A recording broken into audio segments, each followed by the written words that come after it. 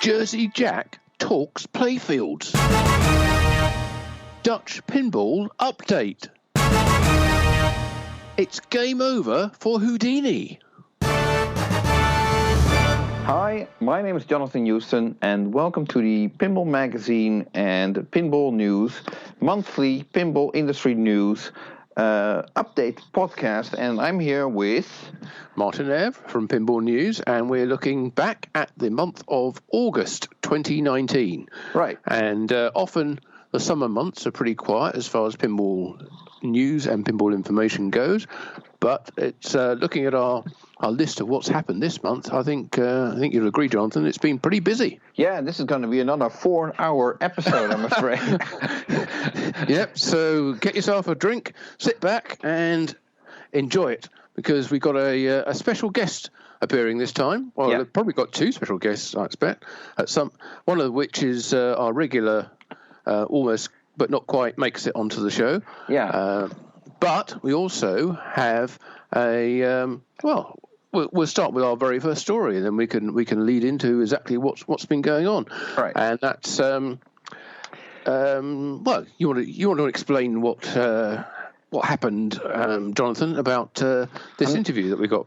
Well, I'm not sure whether I'm the most educated on the subject, but there has been quite some. Well, let's put it like this.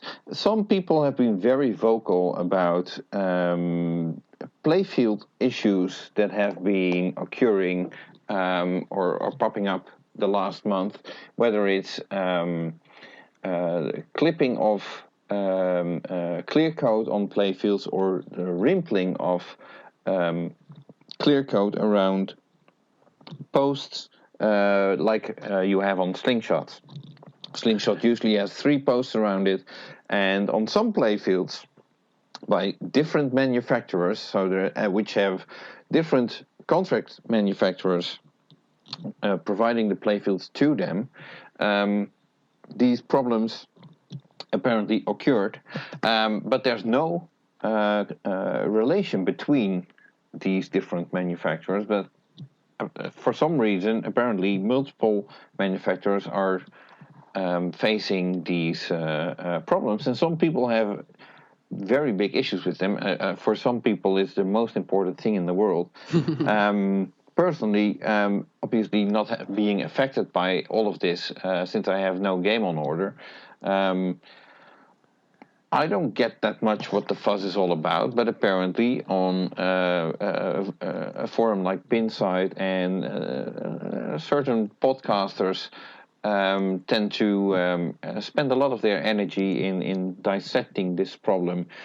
Apparently, even if they have no interest in this whatsoever, because they don't have any of these games that are affected, but still, it's a very big issue for them. And apparently, it's such a big issue that Jack Guarnieri of Jersey Jack Pinball contacted us basically, as he appreciates what we're doing with our podcast and the way we cover news for the pinball enthusiast community, so to speak. And he wanted to speak up about the issue, and we previously recorded him commenting on the situation, so to speak. Yeah, I think that's absolutely right. Now, one of the things that I think it's important to point out, as you just did, and maybe to stress it a bit more, this is not something which is unique to Jersey Jack Pinball. Other manufacturers have experienced similar issues, although it seems to be something which is not entirely understood at the moment, and as part of that understanding, it also means they don't necessarily have a solution to this problem as such. They're trying various things, some of which will work, some of which won't work, but it might take a little while for them to actually get to the root of where the problem is and be in a much clearer state of mind as to how to tackle it and move forward. But as you know, it's not a thing which prevents the game from being played and being enjoyed, but it is definitely a cosmetic issue. And so far, Jersey Jack Pinball have been spending their time trying to work out what it is that's wrong with the well, it's basically the clear coat on some of these games. Yeah, and let me it's worth stressing. Express that it's not like it's affecting apparently all games. It's a very small minority number of games that appear to be affected. Exactly, just what I was about to say. And the important thing there is that that they get the feedback and they understand what the problem is, how many people it's affecting, what the results are, and to do that, Jersey Jack Pinball, amongst others, I'm sure, have been working with affected customers to try and resolve their issues and understand what the problems are, and that, I think, has led to some people seeing Jersey Jack Pinball as not communicating well with their customers, right. Whereas in fact they had been working sort of behind the scenes to do this. But Jack wanted to come onto our podcast and tell us all exactly what's been going on and what he and the company and the playfield supplier has been doing to try and resolve the problems, and will continue to do so with people who get in touch and report any issues they might be having. But as you say, it is a very small number or percentage of customers who have reported issues to them. Yeah. But I guess we should hear from Jack, and he can tell us exactly what it is he has to say about the issues on the playfields. Right. Here's Jack. All right. Well, first off, I just want to apologize for the delay in speaking about this matter publicly as we sorted through things internally. And we understand that some of our customers are concerned to see and hear of clear coat chipping around posts on our Willy Wonka game. The number of actual cases we have seen with true playfield chipping is extremely low, and we're in the process of developing a program for anyone with documented damage, and we'll work with those customers on a case-by-case basis. And, feel free to call tech support or call me directly if you feel your machine has true chipping or damage. And we want you to feel confident and comfortable with your purchase, always. We want to notify customers not to take apart their machine, remove posts, etc., for the sole purpose of looking for chipping or problems under the posts. If you truly need to remove any part of the machine, we recommend contacting JJP Tech Support for instructions on how to do this properly. And for those customers who see rippling or pooling around any post, we want to urge you that this does not mean your game will chip. We're diligently working with our vendor and engineers day and night on correcting any pooling moving forward. We have no reason to believe any games out there in the field are inadequate in any way, shape, or form. You should continue to enjoy and play your amazing game. Our companies put countless hours and efforts into making Willy Wonka a fun experience for you and your loved ones to appreciate for years to come. I mean, really, our people work hard every day with passion to design and create amazing games for you to play. As we always have, we will stand by our product and support our loyal customers, and I can tell you that'll never change. Thank you. Okay, so there you have it, folks. Straight from the horse's mouth, although I wouldn't want to say that Jack's a horse, but you couldn't get any more direct than that.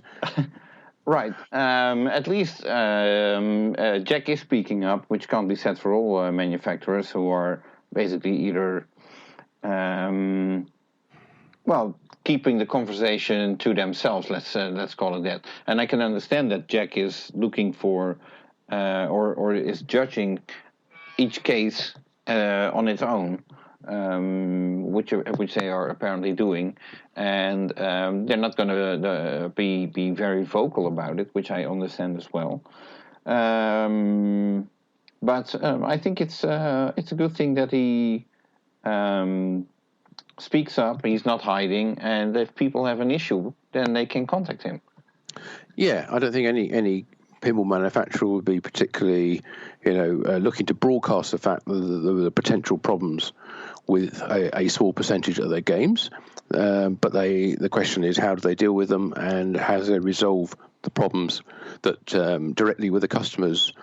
And each issue needs to be dealt with on a case-by-case basis. If somebody's got a little bit of wrinkling of the clear coat around an outlane post, that's not going to result in the same kind of resolution as somebody who might have no large flake taken off an important part of the playfield along with the artwork. Right. That could have a different solution to it. So each one will be addressed on its merits and dealt with. Yeah, and it also depends on how did this occur, because if your playfield was fine and you figured like, I got to check out whether my playfield is chipping, and you take your playfield apart and you ruin it that way, you sort of brought it onto yourself, I guess. I guess so. Although I guess we're also quite, with older games, we're quite used to taking posts out and cleaning the playfield and putting it all back together again without the playfield delaminating or the coat coming off. Right. Well, many of these playfields don't have the coat that we are using today. Today's coat is much thicker. I don't know how long it takes for such coat to completely harden out, or I'm not sure what the correct verb would be.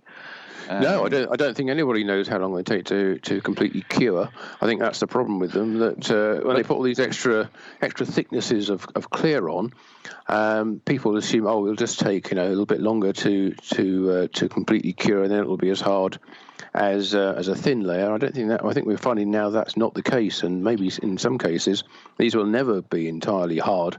Well, I think it might very well be a case of not applying too many layers, because the more you apply, the softer the bottom layers will end up being.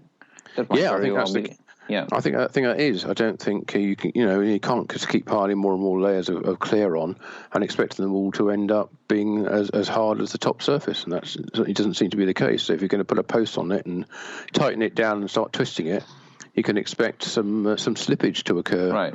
And the thing is, obviously, they're building these games now. You can't predict what will happen to a playfield in I don't know, 6 months or a year.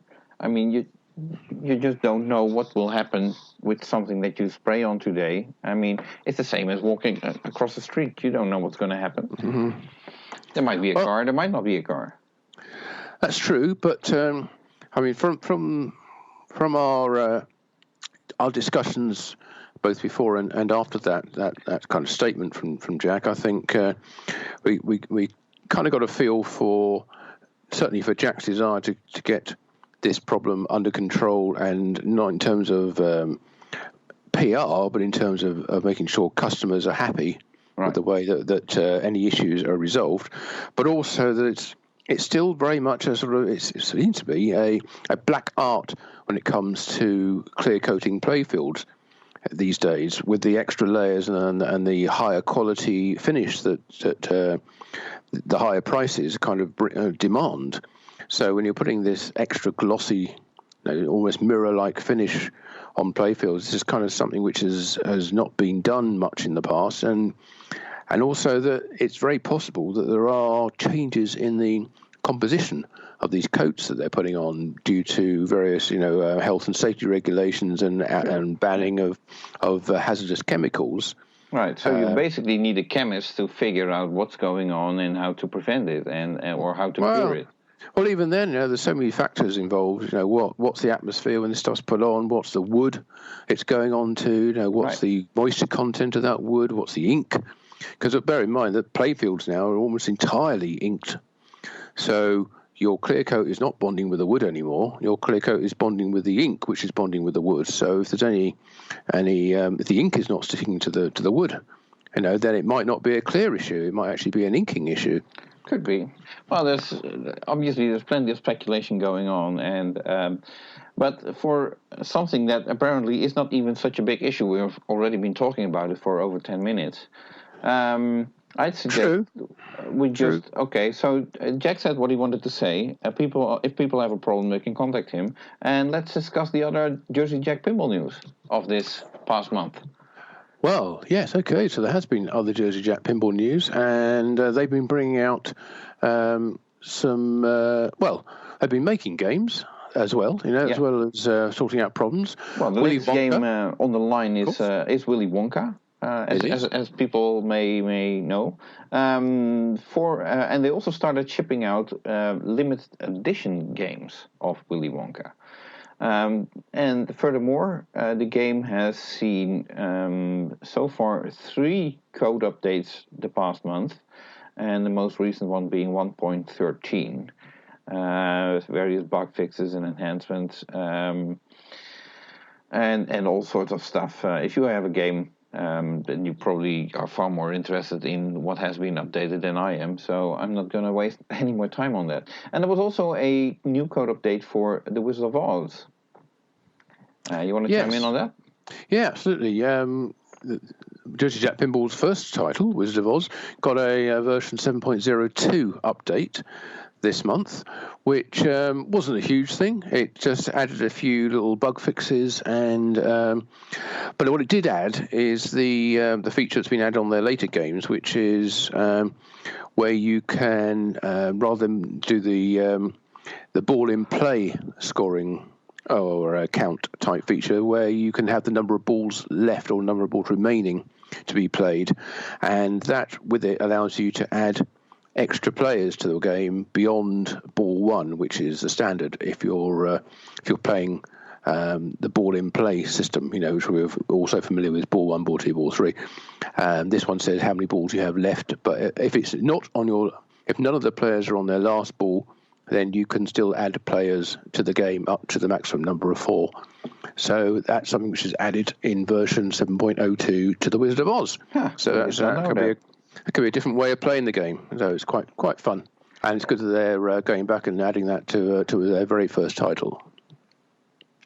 Right, okay. Then I guess that covers most of or all of the news regarding Jersey Jack Pinball. Yeah, I think so. Yeah. I think Jersey Jack also he was on holiday for a couple of a certain amount of time of the past month. But my guess is many people were on holiday. It's that time of year. Yeah. Right. So so then moving on to our second headline, and I suggest we're not going to be discussing this very in depth. Okay. Because we're going to. What is it we're not going to be discussing? Okay. Dutch Pinball sent out a new newsletter with a lot of news that we had already explained in our previous podcast. Yep. That's how informed we are, people. We already know up front. Yeah. If you listened to us last time, you'd know all this. Yes. And explaining why I want to keep it short this time is we're recording this podcast on the 30th of August. And we're looking back on, which is a Friday, by the way. We're looking back on the month of August 2019. But currently scheduled is an exclusive interview with Barry from Dutch Pinball, which will supposedly is to be taking place next Monday. So, and we're not going to wait with releasing that interview, at least that's not my intent. So the idea is there will be a special bonus episode podcast, in which Barry will basically talk us through whatever happened with the whole Dutch Pinball situation. Which is why I don't want to spend too much time discussing it right now, because we'll be discussing that in our special bonus episode podcast with Barry of Dutch Pinball, and that will we'll record that Monday evening Dutch time, and I expect if it doesn't need that much editing, and hopefully it won't, that will be going out. Maybe even the same day if you're in the US, and else hopefully the next day. Yeah, I think hopefully Tuesday morning here in Europe. well, we certainly don't tend to, as you may have gathered from listening to us, we don't tend to do a lot of editing to this podcast. So yeah, it should sorry just about be, that. I have a life too. yeah, well, but it's more raw that way, and you get what we really think. We don't go back and say, oh, we shouldn't have said that. So you get everything that comes from our consciousness, which be it good or bad. But yes, Monday evening is our planned interview with Barry. We had hoped to have an interview before now, but Barry's just been so busy doing all the things he has been doing, and we can do a little bit of an update at the moment. Sure. So what happened was in the newsletter then. I don't even have it here in front of me. What I do know, what happened is that I think we mentioned already in our last podcast that Barry went over to ARA, their former contract manufacturer. They have now been paid in full, and Barry picked up the games that were originally built, like, what was it, 2.5 years ago, that were ready to ship out, and then this whole issue occurred, and ARA said, no, you're not shipping out these games. So anyway, they came to... but he got those out of the factory, if I can interrupt there, got out of the factory before ARA went on their 3-week summer vacation. Right. Is that right? Technically not. Actually, ARA closed on a Friday, and I think Barry went in the next Monday, but management was still there, but all the regular factory workers were all off on holiday. So it was just a bunch of managers doing some stuff, whatever. Right. So he went in and picked up the games. He still has to go back and pick up the remaining inventory of parts. And that's likely to happen next week. Right, and he's going to take them somewhere. Right. What I understood is looking at multiple facilities or buildings that would become the new Dutch Pinball assembly facility, so to speak. But I'm sure he'll get into that in our interview on Monday. But the interesting thing is, so the games that were at ARA shipped, they have been unboxed, checked, tested, and what have you, reboxed and sent to new customers. These are the ones who bought through CoinTaker. Right. And I understood the games have been shipped directly to these customers. So they're not first shipped to CoinTaker and then CoinTaker is shipping them wherever they need to go. No, they went straight to whoever bought them. And these games, not only did they ship, but they also arrived. And I think they first they sent out at least one batch, which was 20 games, and I think another 18 games followed. I'm under the impression that they shipped, but I'm not 100% sure. So take that with a little. I haven't seen that confirmed either yet. Yeah. So what else is there? You obviously I didn't. I looked at the newsletter and there was everything in there I already knew. So But for you, it was apparently. What did you? No, as I said, I think everything, pretty much everything in there that Barry mentioned, we'd already covered in the previous discussion. I think the only thing that might have been confirmed in there was the fact that he had renewed the license on the Big Lebowski with is it Universal? Yes. I think it is. Yes, yeah, for another year. Well, actually, slightly more than a year. Well, the license is due to expire and on the end of this year. I think it is extended it for one more year until the end of next year, because I think that's all that they're allowed to. Yes. That's all that Universal wants to deal with is 1 year extensions. They don't want to get into long-term deals.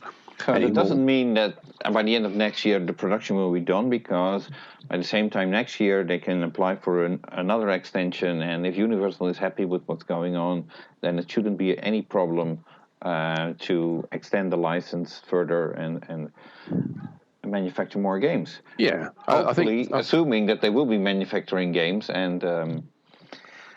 Well, I think last time we had a sort of fairly frank discussion about the difficulties that Barry might face in setting up manufacturing, so we don't need to go into that again. And of course, we can put all that to Barry ourselves on Monday as well, and he can tell us about his plans on how he's going to produce all these games and what that means for the early achievers, what the likelihood is of them getting machines. As part of this manufacturing deal, now how many early achiever machines he thinks he can make out of the at least 100 sets of game parts, I should say, that he thinks he's got, but it's unclear yet, unclear to us exactly, or me anyway, at least exactly what he has in this inventory, and whether there really is 100 plus games worth of parts, all the parts. Right. So what I'm expecting is it's going to be an interesting, hopefully, interview with Barry next Monday. Absolutely. World exclusive, I would like to say.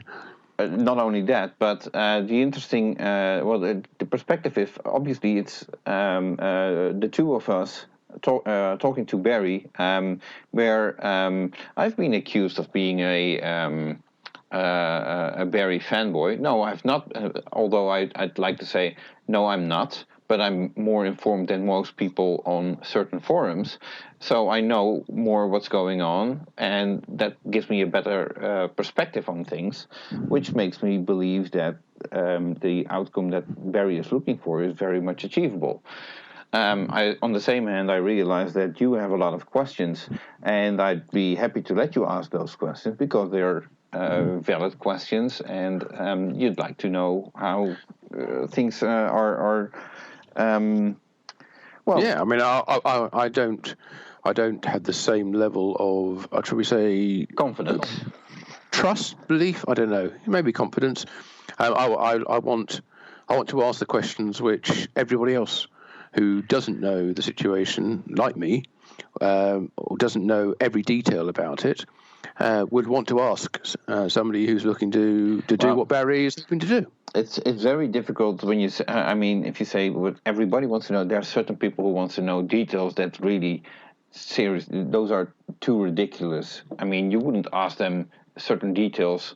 Or people are looking for details because they feel they're entitled to certain details. Well, in the same situation with other manufacturers, no, you wouldn't be entitled to that info. So neither why should Barry doesn't need to explain every fart that he makes. Pardon my French, but no, he doesn't. But I think it would be in his interest to show the rest of the world, and the pinball world in particular, that he's got a serious proposition, and he has both the desire, the motivation, and the means to carry it out. And that's what I'll be exploring as well. As well as looking back at how he got into the position that we're in now. Right. So, but that's all for Monday. Yeah. So that's all for Dutch Pinball right now. But at least the people who bought recently a game received those games, and I've seen reports that everybody so far is happy. I've also seen people immediately listing it on eBay or what have you, as it being a new in-box games, completely tested, and $25,000, and it's yours. So double your money, basically. Yeah, but on the other hand, if Dutch Pinball gets their act together and starts making pinballs, why would you buy that game for $25,000 if you can buy it for $12.5 or possibly even less in the future, depending on what they are planning with the production of upcoming games once they get things going. I mean, one of the things I'm curious about is there going to be like a let's call it a pro model where they might take out the bowling mech in order to make that a cheaper game. Then again, I also saw people commenting like, yeah, they should take out the bowling mech and drop the price by $2,000. But if you take out a mech that doesn't even cost $2,000, how the hell do you expect the price of the game to drop by that much? That doesn't make much sense to me. I'm always tempted to ask: Have you actually seen a Pro and an LE game from Stern? Because the extras that you get on an LE game certainly don't add up to the cost of building the LE game. Yeah, okay, but this is reverse psychology, I would almost say. I mean, the idea is that if you take out, let's say that Bowling Mac is a $500 mechanism. I'm just grabbing out of the sky a number. But if you take out a $500 Mac, you can't reduce the price of the game with $2,000. I mean, that wouldn't make sense. Well, not that that's all you do, but obviously you could change other things. You could say, well, with the LE, you got the rug, you'll get other things. You'll get Invisiglass. You'll get, I don't know, maybe with the LE you get a proper back glass, and with the Pro you get a Translight, and you get you can add all the usual things that companies add to the LEs and try to justify that differential. I mean, in strictly financial terms, of course, it doesn't work out. But if you want the exclusivity, right. If you can say we're only going to make 200 LEs and everything else could be a Pro. Yeah, there's another way to look at price differential. There's another way to look at it as well. If you want to be one of those people that pay $25,000 for a Big Lebowski, now's your chance. And you'll go down in history as one of the fools who bought one. Well, you're gambling, I suppose. Depends whether you think Dutch Pinball will make any more, or whether that's it. But what we don't want is a situation where people who bought a $25,000 game are now rooting for Dutch Pinball to fail, because that way their game will keep its value. Yeah, but they wouldn't have any means of ensuring that Dutch Pinball failed anyway, so they can root for all they want. But it won't make any difference to whether Barry can make games or not. Right, okay. Anyway, more Dutch Pinball in our bonus episode that will be recorded on Monday evening and hopefully out early next week. Yeah, after saying we weren't going to talk about them for very long, we spent about 15 minutes talking about them. Yeah. So anyway, moving on. We have a little bit of news from American Pinball, which was our third headline. And the basic news there is that if you wanted a Houdini pinball machine, then your chance to get one is, your window of opportunity is rapidly closing, because they have stopped making them. And the only ones left now are the ones which are currently with distributors or of course, private collectors. But if you want a new in-box one, distributors are the only ones who have them, and they say they're not going to make any more, or they have no plans to make any more. Right. Now, obviously, whether they come along and do a special edition at some point, or an anniversary for a certain number of years after Houdini's birth, death, whatever, first appearance, first movie, any of that kind of stuff, they have the rights to do that in the future. But they're not making any more regular production machines from now on. Right, and that also has to do with the upcoming move to the new facility, which was supposed to have been taking place months and months ago. But it's taking a bit longer. I think they've had issues with permits and getting the factory as well. The fact that the new building completed and fully certified, and get all their certification done. But I was talking to Duval earlier this week, and he's very confident that they will certainly move into the factory this year. Right. Not in time for a Pinball Expo tour this year, but maybe next year. Right, okay. Well, speaking of Duval, who is the owner of American Pinball, he's actually coming to Europe, Germany to be more specific, and I believe he's going to be talking to local distributors over there. We're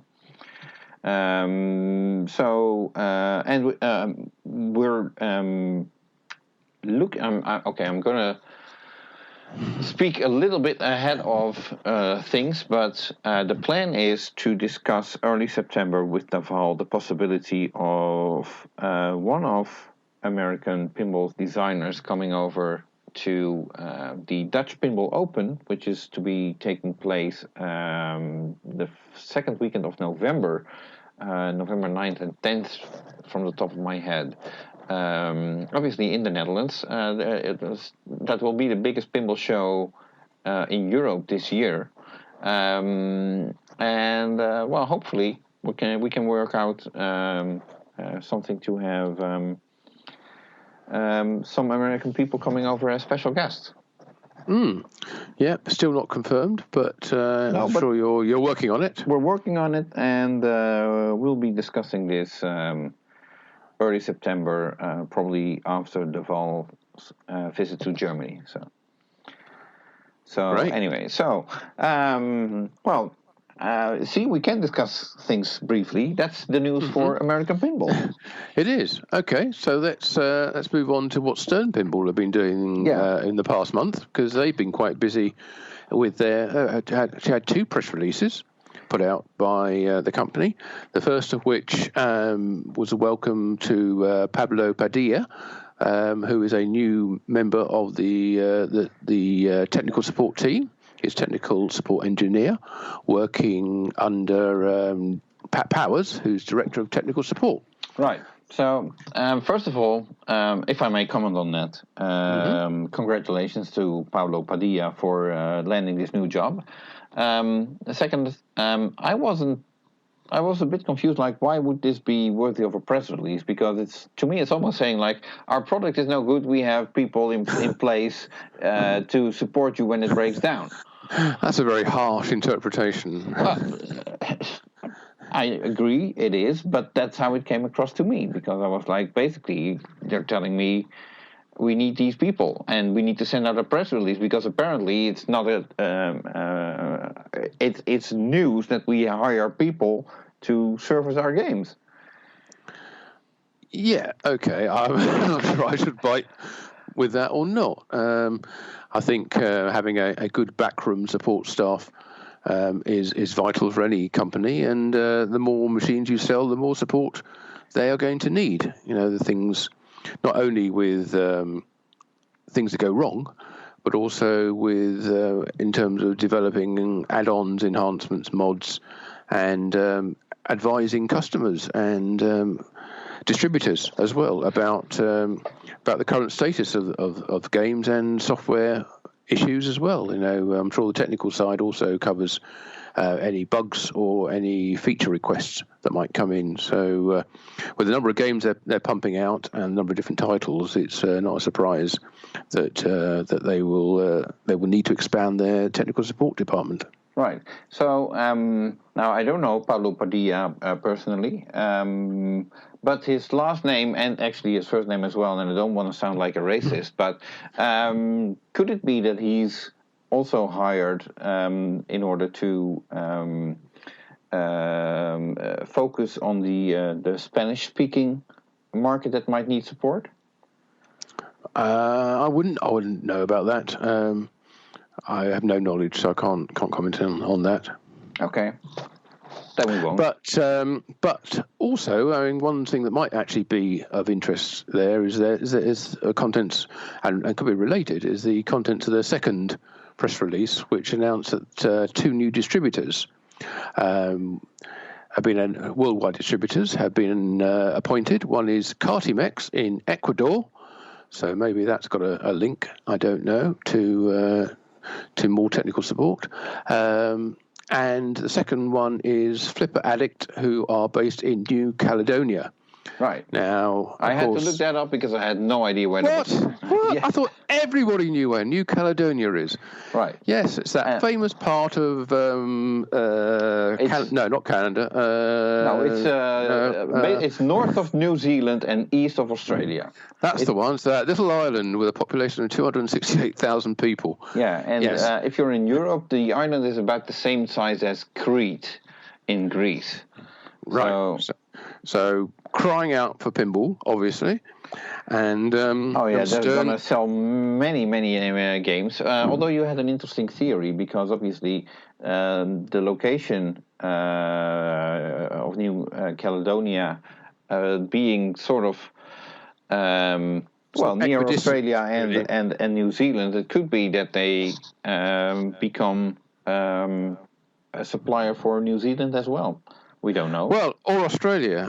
I've sort of heard various rumours over the time about because both of those countries have one Stern distributor each, I believe, and Australia is not a small country. No. Put it that way. And maybe having one distributor is not enough. So perhaps a little bit of competition as well from a second distributor based in New Caledonia, who, now bear in mind that they don't necessarily need to physically have a presence in a country to be able to sell into it. They can get stuff drop shipped, or indeed have an office or a contact in another country which can deal with the distribution and service issues. Right. So it might also not hurt to have a little bit of competition between distributors in that area. Oh, absolutely. Yeah. So that's just something which is just putting out there as a possibility. I don't know whether it makes a lot of sense, but I mean, New Caledonia being as small as it is, appointing a distributor there seems a little ambitious, shall we say? Well, if there is no distributor there, then how are all these games going to get there? Yeah, well, I'd certainly say that Flipper Addict have a really nice looking arcade or game room on their premises there, so they certainly need to get the newest games. And worth stating, they're not only Stern games; they also had Jersey Jack games from what I saw, and maybe others as well. So they are a decent size operation. Right. And maybe that alone is enough, and maybe they buy enough Stern machines for their own use that they can justify that and reckon they can work out some further markets that they can fill. So I know, congratulations to them, Flipper Addict in New Caledonia. Cartimex is a bit of a strange one because I was checking out their company. And, yeah, you did your homework. Very good. Yeah, in Ecuador, and of course go to their website and look for Stern machines, and didn't find any. In fact, they seem to be sort of almost like a sort of giant electronic computing mobile phone, cell phone routers, computers and components, and retailer, general retailer. But I guess they haven't got around to putting the Stern products on their website yet. But it's certainly not a games company or a home leisure company. It's more a sort of Best Buy, domestic or retail electronics company. Right. So maybe that's a good area for Stern to work on selling, the PIN, the sort of more home orientated games, and the pro level rather than the premium and the LE games. But I don't know. It's they're trying different things. So good luck to them. See if they can make inroads into the Ecuadorian market. Right. Okay. Then moving on, obviously the latest game that Stern has revealed is Jurassic Park. And the company started shipping out pro games, which have started appearing in at people's homes and barcades and what have you. So mostly in the US. I know that a few. Or I know of at least one party in Europe that flew in a game. Mm-hmm. But other than that, most of these games have been distributed in the US so far. Yeah, so in this country, in the UK, we were told we wouldn't be getting any Jurassic Parks until the middle of September. Right. So, which is unusual because quite often, the European games will be literally shipped first, so they arrive here in plenty of time for to coincide with the US release. But there seems to be a change in strategy this time. Right. Well, I do know that if I'm not mistaken, which is a bit of a contradiction, I realize that, but Pinball Universe in Germany apparently already has a Jurassic Park on display in their showroom. So if you're in Germany, then here's your chance to play the game and see whether it's something that you would like to purchase. And I think that wraps it up for the Stern Pinball news, so to speak. Yeah, I think so. Yeah. They're busy producing Jurassic Park games and updating the code. And it looks like with 0.87, they're a little way away from the final version, the production version, but I'm sure it'll be coming along soon. Right. So, and the designer of Jurassic Park, Keith Elwin, first of all, congratulations to him for winning. What's it called? Replay effects or Pinball, exactly. Yeah. Again, and with a massive what do you call it? Advantage to the rest. Like, he didn't even have to play the final game. I've seen that certain players don't have to play the last ball. No, he didn't have to play the final game. He already won. Yeah, he certainly dominated that final. So huge congratulations to Keith. I'm sure he won't just treat it as yet another win. I'm sure everyone is as important as the last. But he certainly is the master of Pinball. Right. So, and he also appeared on, I think, the Head-to-Head Pinball podcast, discussing Jurassic Park and a little bit of Iron Maiden, as well as on a podcast made available for the Stern Insiders, which I haven't heard because I am not one of those. No, nor me. So there we go. So, congrats on to Steve on his Pinball win and Keith. Sorry about that, Keith, for his Pinball win. And you give away his secret name now. Oh no! Oh well, and of course, his Jurassic Park being apparently received with very positive feedback, so to speak, other than apparently playfield issues, but we won't get back into those. Yeah. So, oh well, we covered that enough. Yeah, absolutely. Yeah, people who I think first saw it had a kind of mixed opinion of the game, but once they've seen it in action and played it for themselves, I think they've definitely been swung around and become big fans of it. So nice job to Keith, aka Steve. Yeah. Okay. So, moving on to Suncoast Pinball from California. Yeah. They they have been increasing the production on their Cosmic Carnival game, which is, I guess, good news. But they also announced that same Cosmic Carnival game will be limited to 100 units instead of, I think, the 250 they originally announced. Yeah, I think 250 was their original target. It's a hard sell, isn't it, in this market to be a new pinball manufacturer and come out with a brand new game, initial game, and unless you've got good distribution,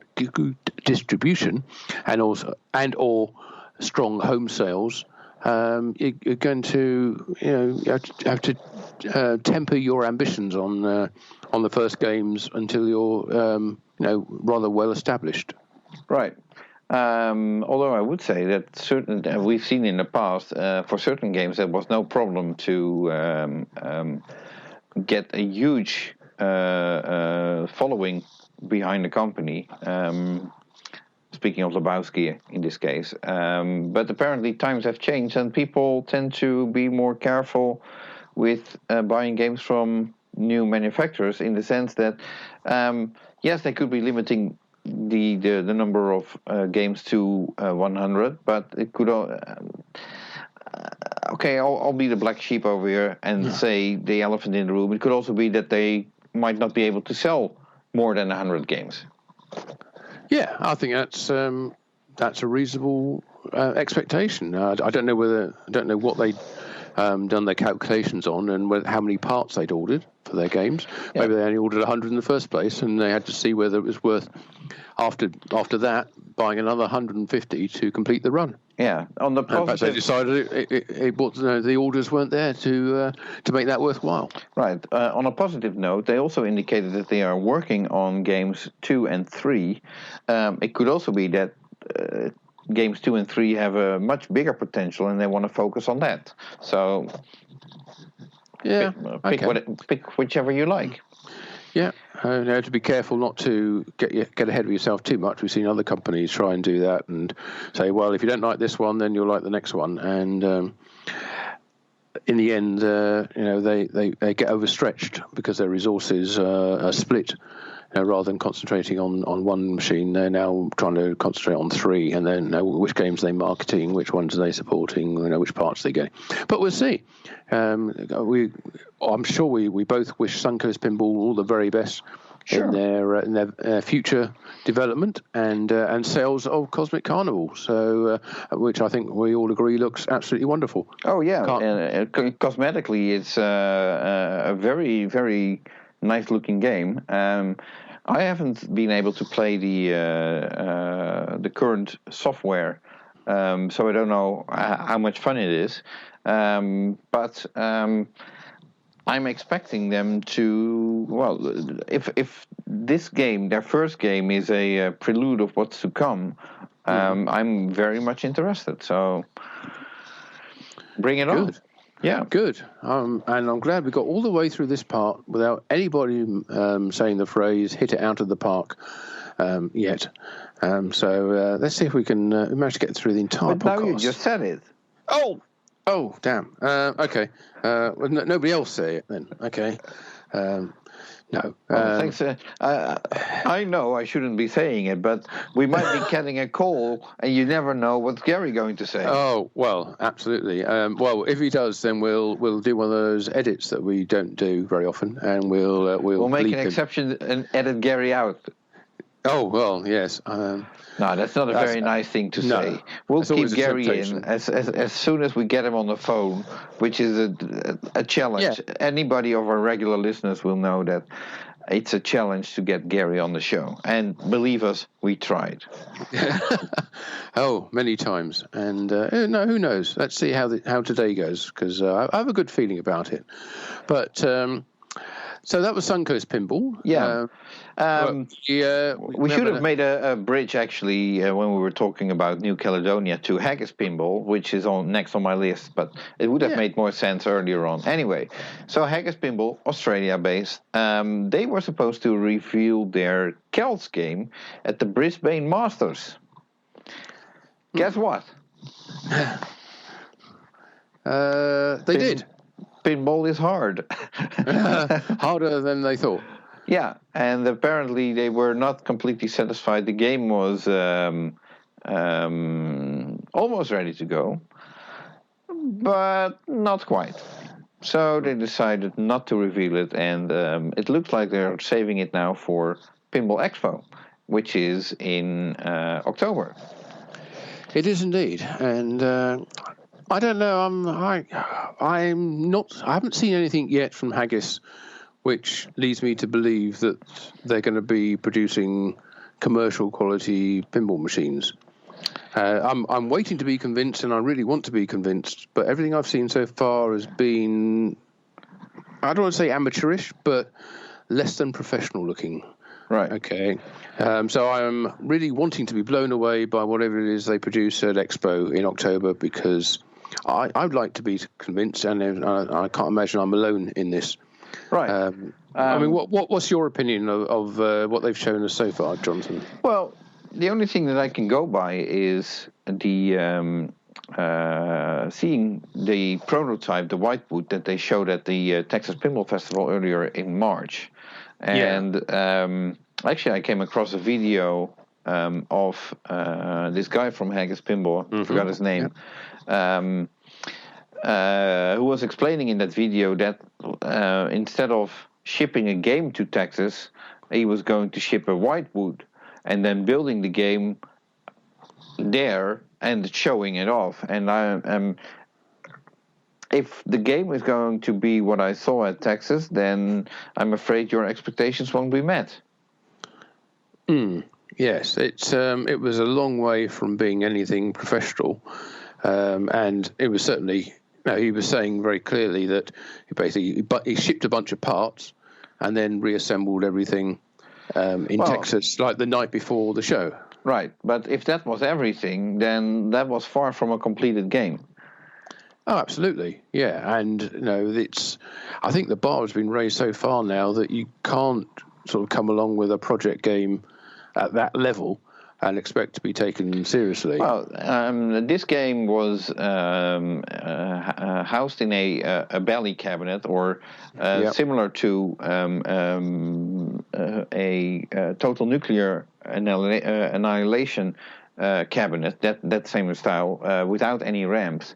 But I think if we look at what happened last year with our friends from Team Pinball in the UK, if you're producing a game without any ramps, people are still expecting at least the same level of complexity and game rules and etc. as on Total Nuclear Annihilation. So basically, people want to be blown away and impressed, even if it's a game without any ramps, and that's a tough nut to crack.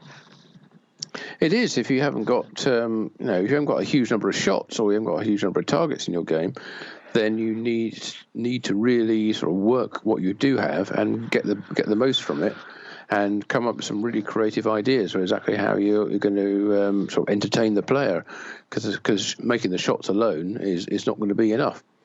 Right. And I think that's a problem. And I haven't seen. I know Haggis Pinball have been documenting their work very extensively on through their videos. So kudos to them for doing that. But I'm not feeling like they're a serious competitor, and maybe they don't want to be a serious competitor, because there are enough other companies out there. We've already looked at 5 manufacturers so far, and we got probably another 2 or so to go after this. So it's a very crowded market out there. Even more, I'm afraid. So yeah. So, but it's a crowded market, and but the market is very segmented or segmented. What's the Mm-hmm. So I mean, it took Stern 30 years to become what they are today. And with all the respect to Stern, because they have their manufacturing absolutely in place. They are they're in the Western world. They are able to get their games everywhere. That's a given. If you're a new party, or if you're new to the party, so to speak, you don't have that distributor network. And that's where companies are struggling. As you see with Suncoast. Well, not only Suncoast, but I'd say even American Pinball, possibly. While they do have a quite an impressive network of distributors, it's not that I don't signal many of their games being here in Europe distributed. Obviously, it might be different in the US, but being based in Europe, if I go to shows, you're lucky to find one of these games. So they're still quite a rarity over here. Let's put it like that. Yes, true. And it could also be that they end up with collectors who don't want to move them out of their house and move them to a show. But that's the impression I got so far. So if you don't have a distributor network in place, then it's going to be very difficult to sell the amounts of games that you might need to make it profitable. Yeah, and I think you also need to differentiate yourself from the crowd in a number of ways. You can do that on price, you can do that on theme, you can do that on features, but just trying to do what companies like Stern do, but with a different title. Well, thank you for this nice little bridge, because I just realized we skipped the manufacturer. We forgot to talk about Spooky Pinball, which I was coming back to that. Yeah, and very good, very good. Because what you're describing is exactly what Spooky is doing, and they stick to their niche. They do what they are good at. They do it at their own pace, and it's paying off for them.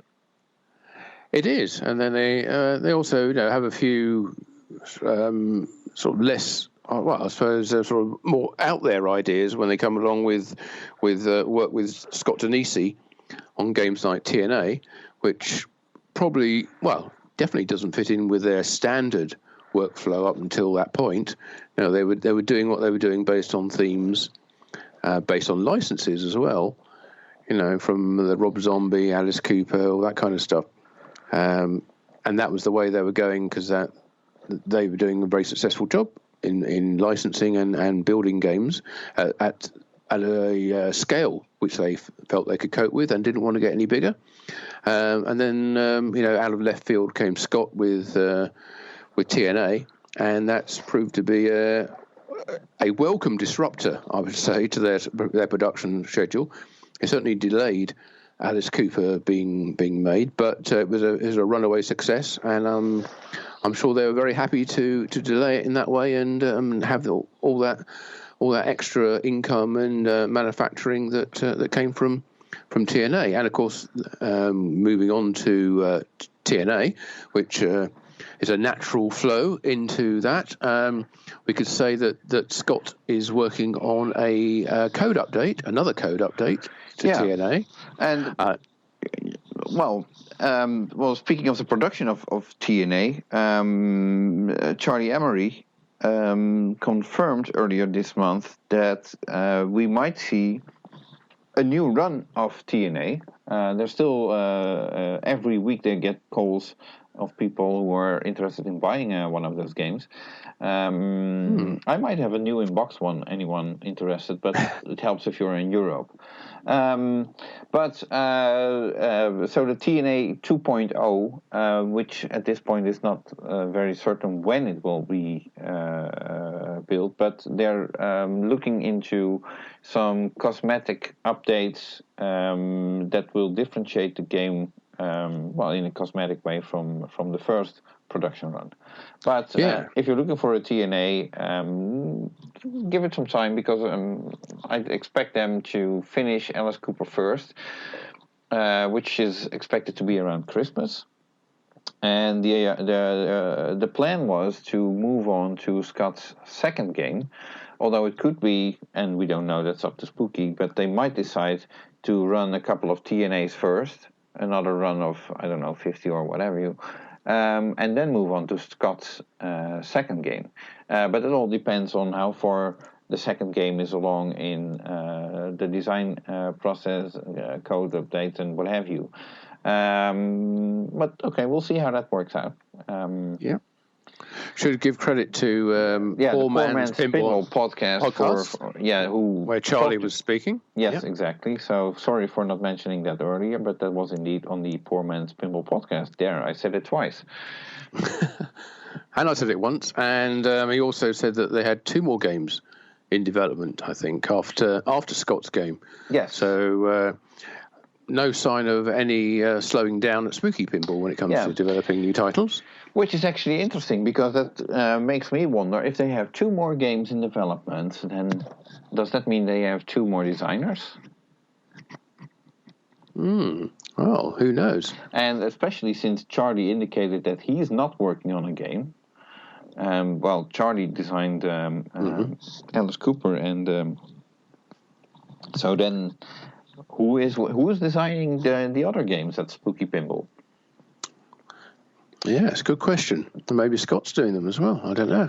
He's got a whole bank of ideas. Who knows? Could be. But that's interesting. It could be that they have some new in-house talent that we don't know about yet. Yeah, and of course Bowen's working for them as well. So maybe he's come up with some ideas. Well, he might figure if Keith can do it, I can do it too. Exactly. Yeah. It can't be that hard, can it? But, this designing pinball. No, it can definitely be that hard, but it helps if you have people around you that know what you're doing, and Yes, or absolutely. what they are doing. So that gives you a little air to breathe as a designer, and people. If you're working with a team that is knowledgeable on what they're doing, they might be able to prevent you from making Sort of design basic errors. mistakes, yes, and so on. So, yeah, who knows? It could be interesting. I'd be interested in seeing what Bow and Carrots would come up with as a pinball design.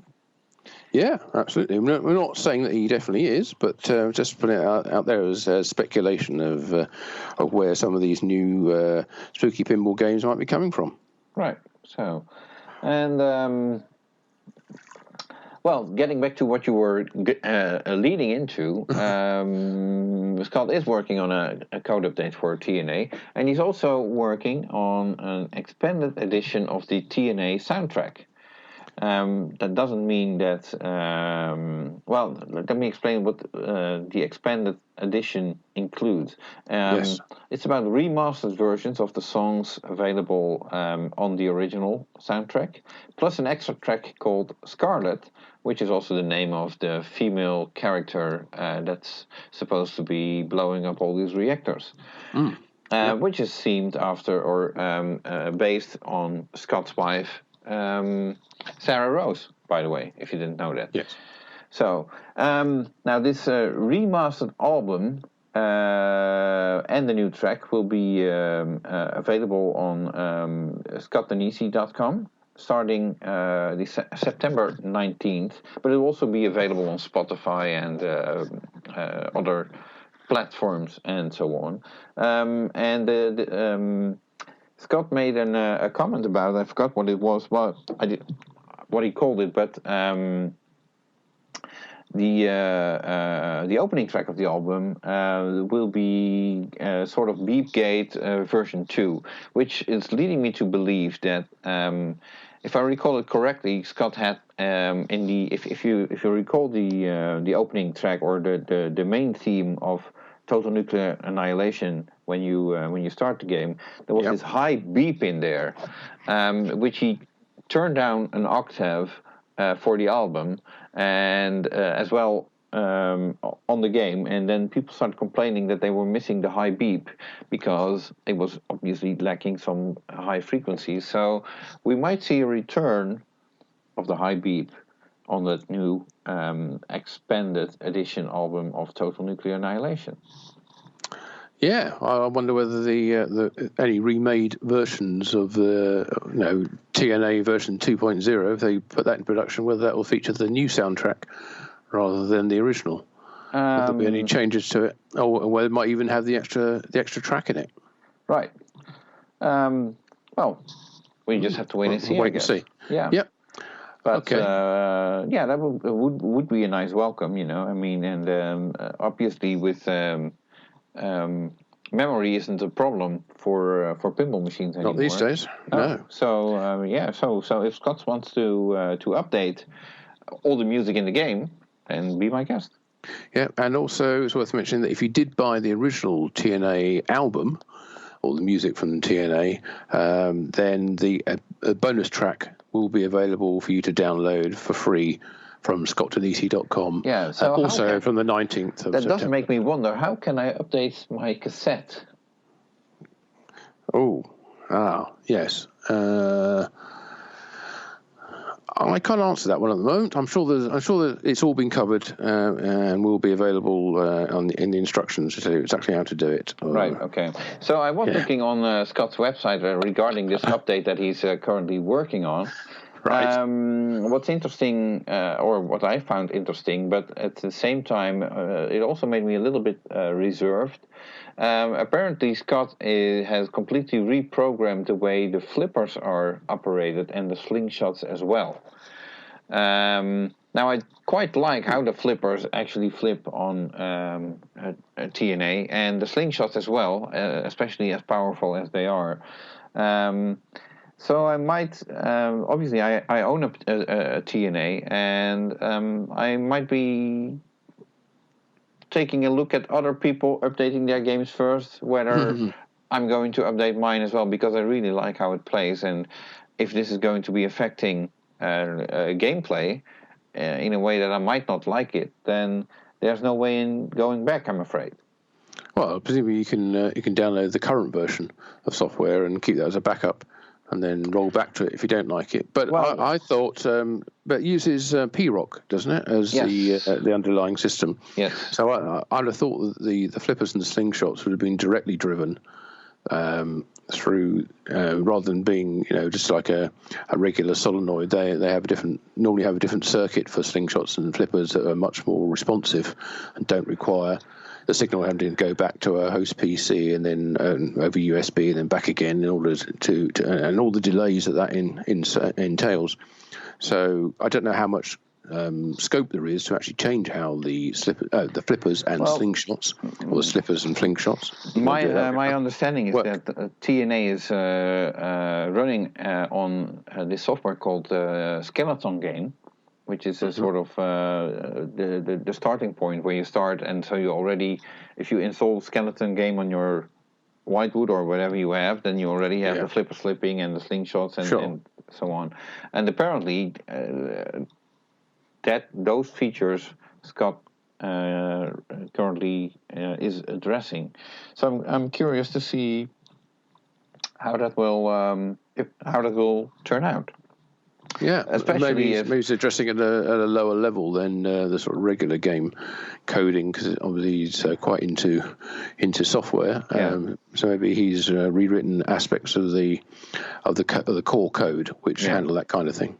My biggest fear, of course, is here that I really like how snappy the slingshots on TNA currently are, and I hate to see them turn into sort of like Stern slingshots, because I don't think they'll go soggy. I don't think he's going to reduce the vibrancy and the action you'll get from those. If anything, he's looking to get more out of it. Even more. Yeah. Okay. So, well.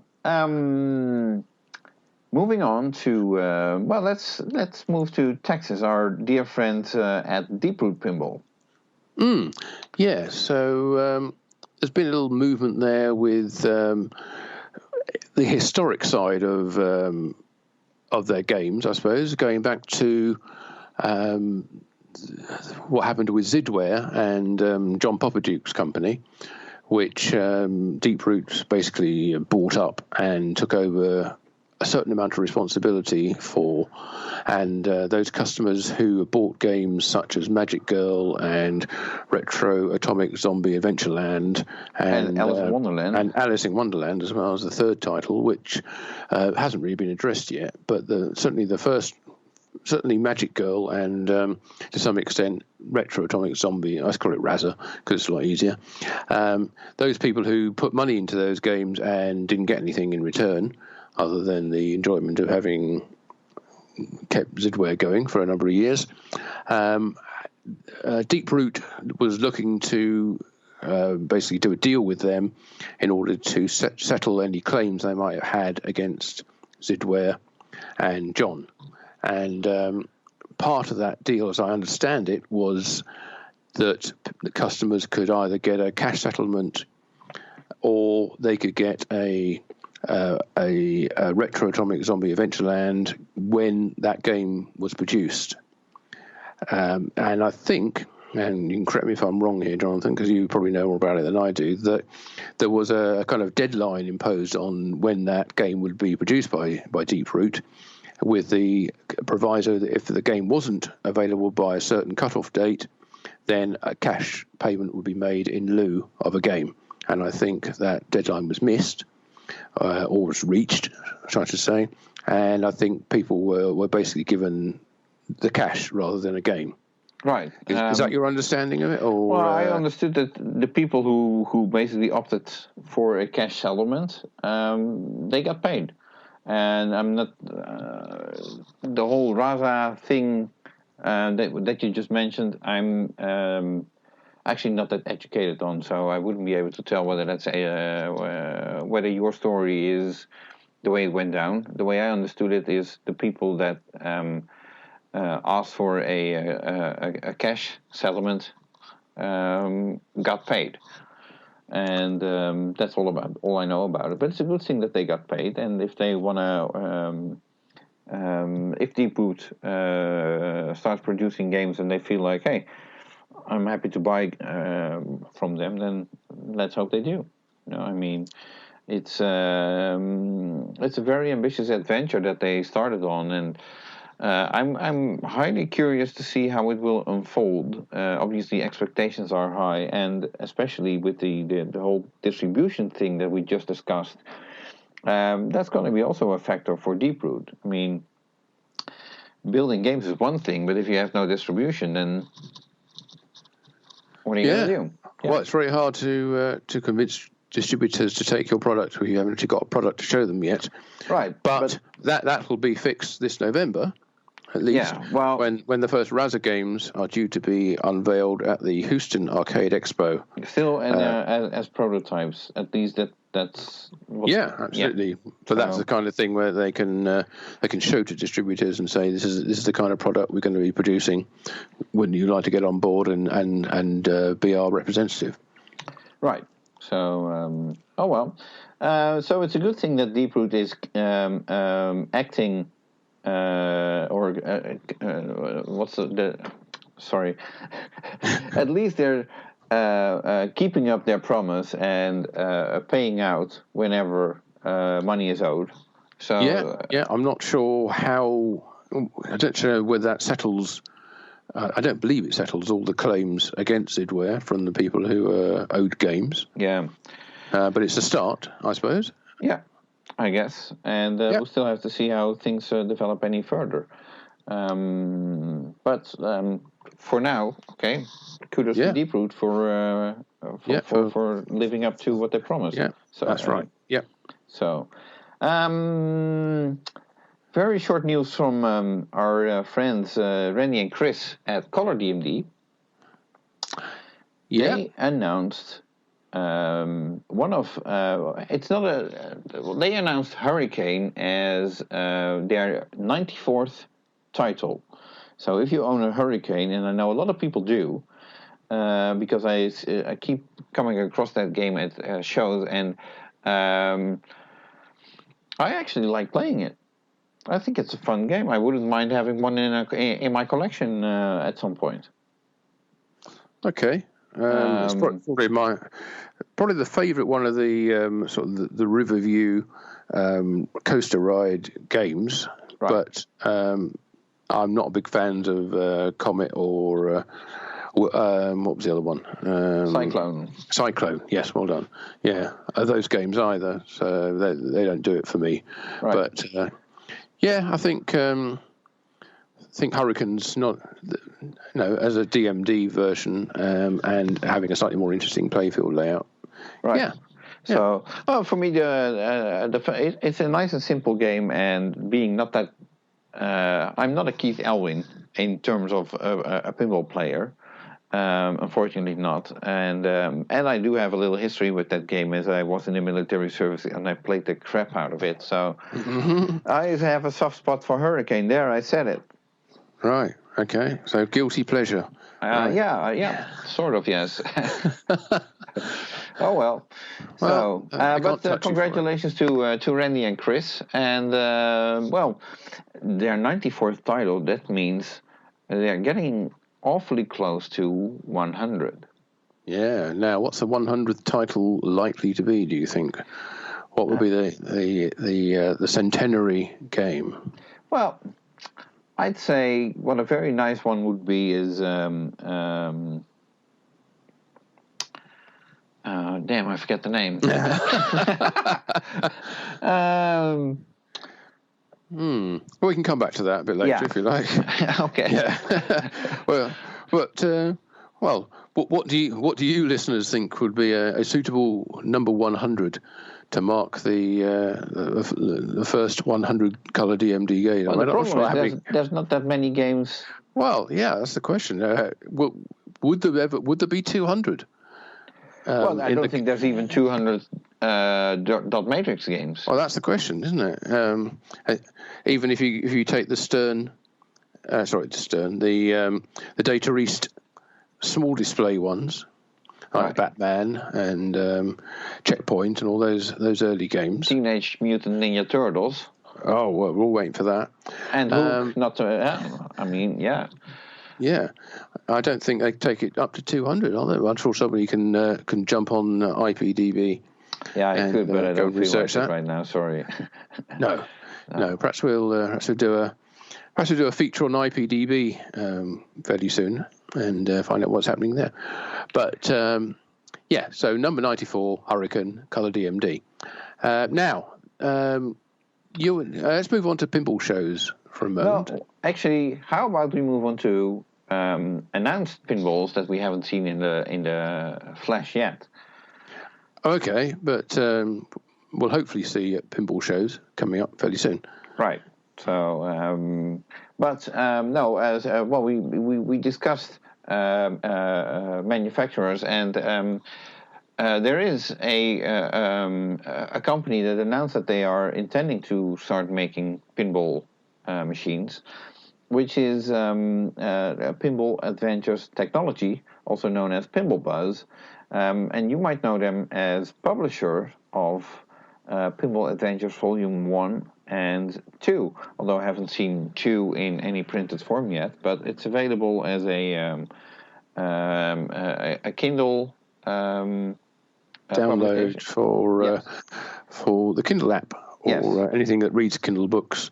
Right. Yeah, so, that's available on Amazon now, which you can download. I went to try and buy Volume 2 in print. Oh, that was you. That was me. And it said it would be available in 1 to 3 months. And now, I don't suppose that means it's being shipped from the US. I think it probably means it's actually not available just yet. Right. But maybe in the US you can buy it, but in the UK that's it. There's no definite delivery date on that.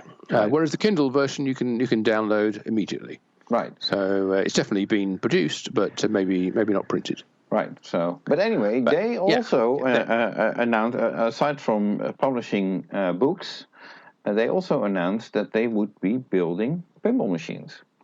Yes, they came up with one called Punny Factory 2520 as their first title. And they published a flyer on the website. They did indeed, which I think when they first announced the game, they had a sort of vague look at what the game would, or what the cabinet would look like. And this new flyer, no details on the playfield. No, you can't see the playing field. And then they produced the flyer, which actually doesn't show you any more, other than the suggestion that there's a display in the back box, very much to the sort of same size as I'd say the Mafia. You know, the way that their display was, and about the same place. And there was like a 5-inch display, something like that. I think it's a bit bigger. It's probably about 7 or 8. But it's at the bottom part of the playfield. But the interesting thing is that this I didn't pick up on the fact that it was called 2520 as a part of the title before, but it kind of suggests it's futuristic because on the cabinet side it says established Punny Factory Inc. established 2520. So futuristic. It doesn't look futuristic. It looks very cartoony. Yeah. In the way the artwork is done, and they burnt sort of the laser cut 2520 into the side rail, or the flipper button protector part of the side rail, and also into the back box hinges. So this 2520 is obviously a thing for them, but must be part of the backstory to the game, which is not obvious because it seems to be about sort of collecting things that have escaped from the punny factory and gathering them up and bringing them back again before the big boss returns. But it sounds sort of fairly childish in a way. But they might be aiming at a different audience than the other pinball companies are aiming at. Oh, absolutely. Yeah, family-friendly titles. Nothing wrong with that. We've seen that before from various companies. Right. And on the back on the top of the back box is a sort of smokestack, a couple of chimneys with what looks like smoke coming out of them, but I think it's probably sort of crepe paper or some kind of fine material, white material, which can probably be blown with a fan from inside. And above that on the flyer is a logo for a company called Interactive Smokestack, who presumably produce this smokestack effect. Right. So Sure. yeah. Okay. So Well, looks interesting. it looks interesting, but No obviously playfield detail. nobody is holding their breath for these games to come out, since the projected timeline for the publishing of the books hasn't been met. So we'll still have to see whether they will actually have a game available this year. I mean, it's already September, so. Well, no one's holding a gun to the head. They haven't set a production schedule, have they? Haven't said when it's going to be available. I think they announced a game for 2019, if I'm not mistaken, but I might be mistaken, so don't take my word on it. Look on their website. I think it's pinballbuzz.com. And, Correct. Yeah. Yeah. And I think it's a little bit hidden. You have to go into the shop, and then there's a section called Royal Pinball Machines for some reason, and that's where you'll find the punny pinball machine. Right. So let me take a look now, because I recall that they actually had a timeline with each game, in the sense that when it would be out. So I'm trying to look that up right now. It's very entertaining.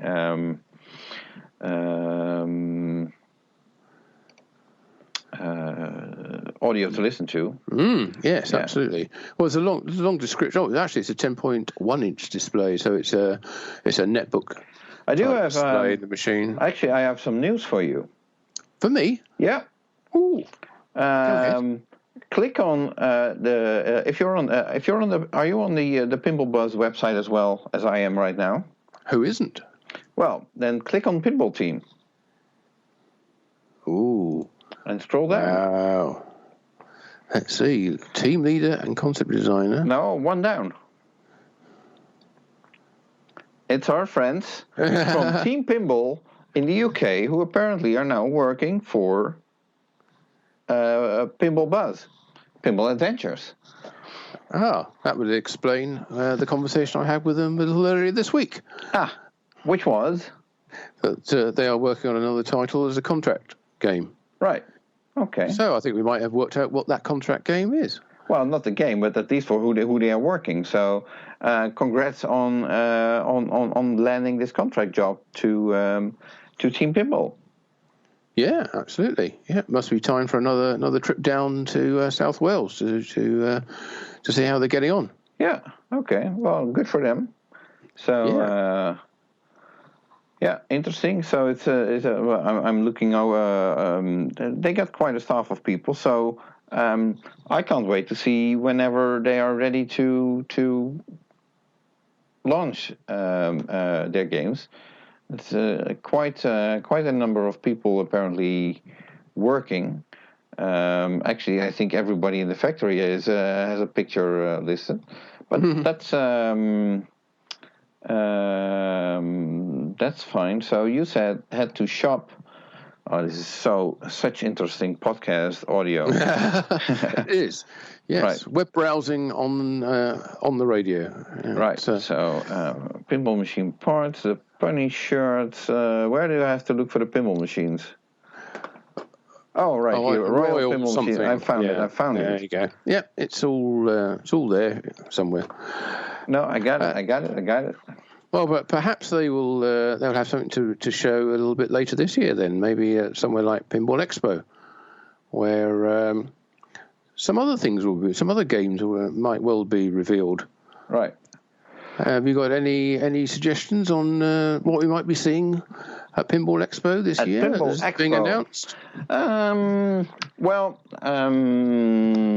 I'll tell you what I won't expecting to be seeing.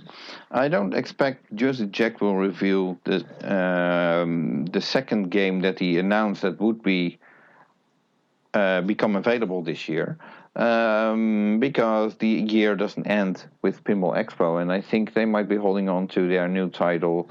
With Wonka doing very well currently, their factory is cranking out games, and obviously they might also with the whole situation that's currently going on with the playfield and so on, they might be.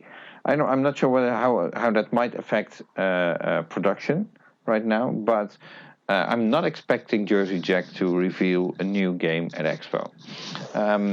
What we do know is that Elvira announced that her third game to be manufactured by Stern Pinball, designed by Dennis Nordman, who was at the time not working for Deeproot.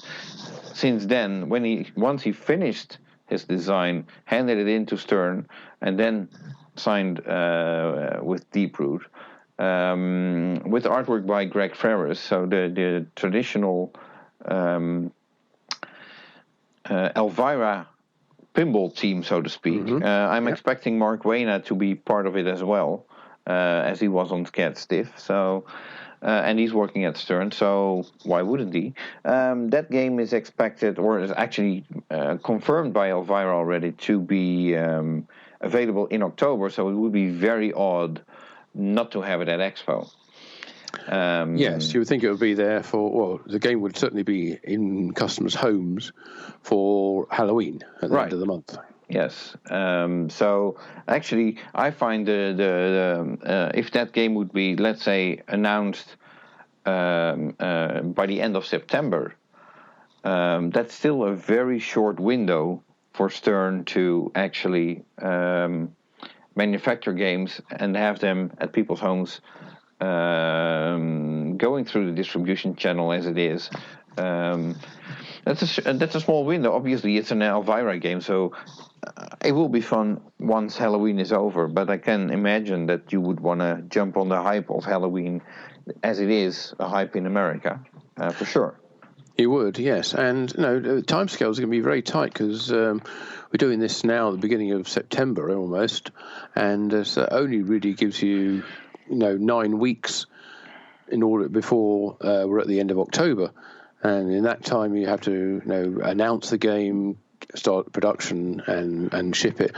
And it hasn't been that long since either Stern or Jersey Jack announced their previous games. And I was going to say this might cut. Stern certainly recently, much more recently than Jack, but Jersey Jack announced theirs back in March was it, or April? The same at the Midwest and the French show at the same time that we were there. And although it's been a few months more for them, production didn't start until later. Right. So both companies are sort of getting really well into, getting into the flow of producing their current titles, and I don't think they want to be start promoting the next one just yet. Well, I'd say Jurassic Park might be cut short due to Elvira, unless Stern would have like 2 production lines where they could run both games. And so now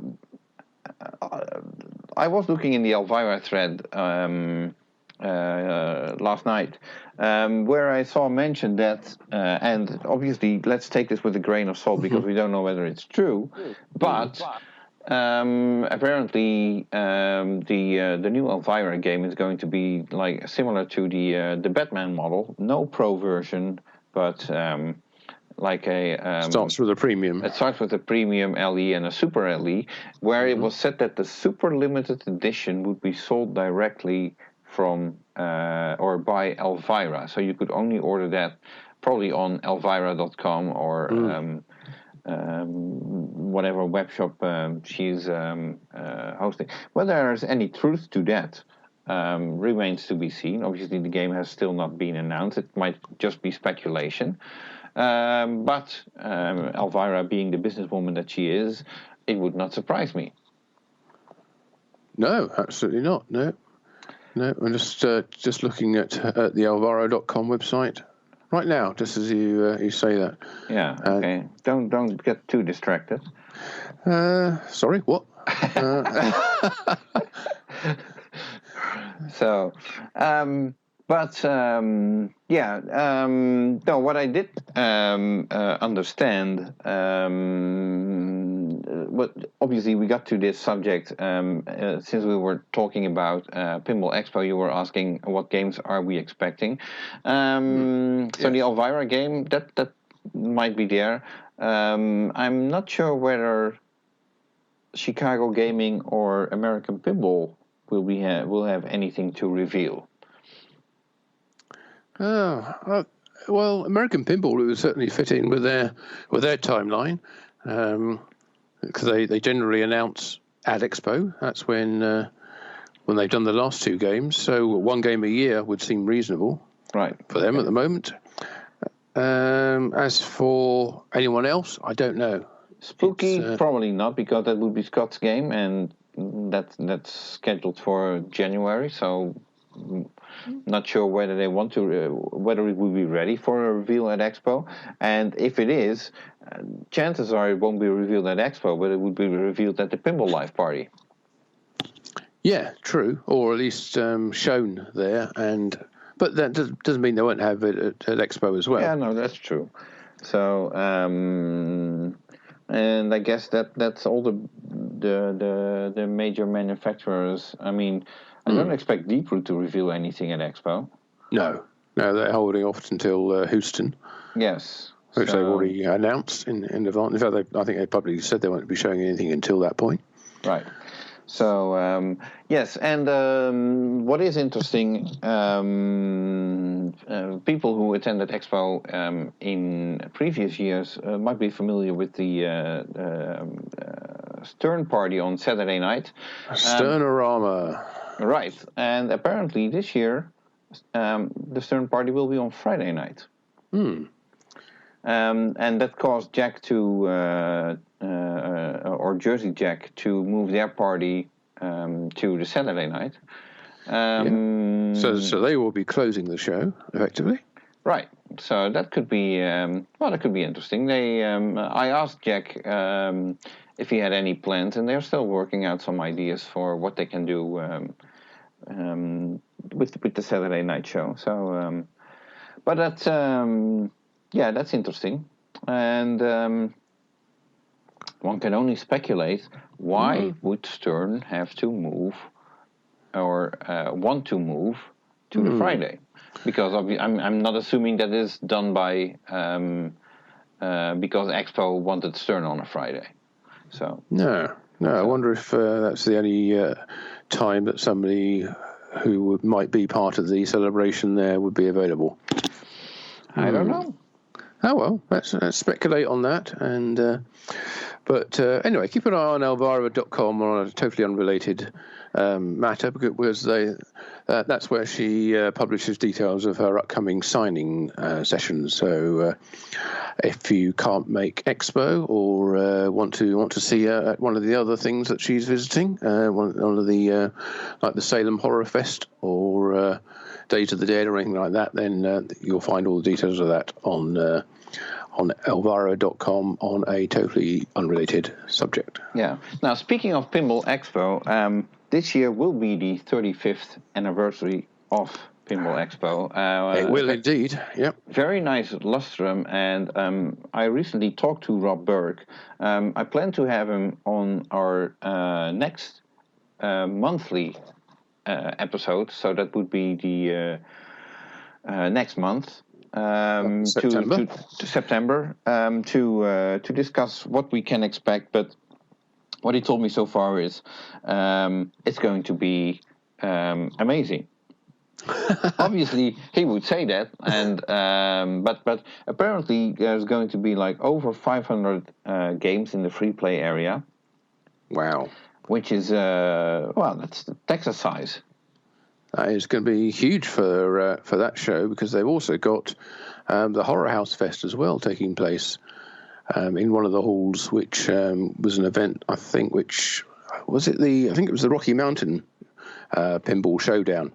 Had featured that for the past couple of years, and Rob's tempted them to come along to Expo as well. So that's going to be a new added attraction. So I haven't seen a seminar program yet, but I'm expecting seminars to be interesting as ever. I have. I'm afraid we're not on it. We haven't made the cut this year. We haven't made the cut. I'm still working out whether I actually will be at Expo or not, because currently it looks like I might not be due to a conflicting event. Well, if you know Rob, you'll know the fact that whether you're going to be there or not has little bearing on whether you're on the seminar schedule or not. You know, I also know on there, and then it's up to you to make sure you're there.